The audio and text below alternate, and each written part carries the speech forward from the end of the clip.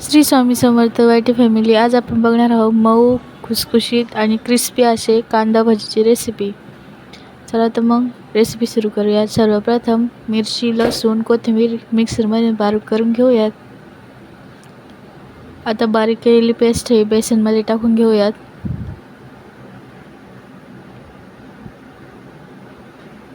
आता त्यामध्ये कांदा कापलेला टाकून घेऊयात.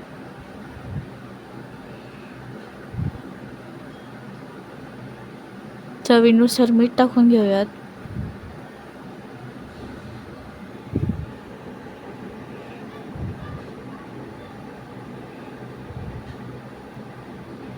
थोडं थोडं पाणी ओतून आपण डो तयार करून घेऊयात भज्यांचा.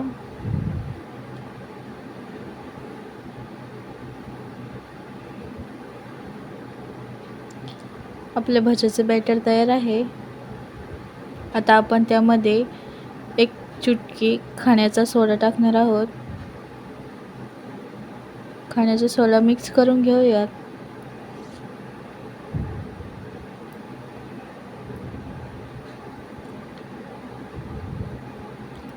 सोडा मिक्स करून झालेला आहे. आता त्यामध्ये एक पळी गरम गरम कडक असं तेल ओतून घेऊयात, जेणेकरून आपले भजे जास्त तेल देखील पेणार नाही आणि हॉटेलमधल्यासारखे क्रिस्पी होतील.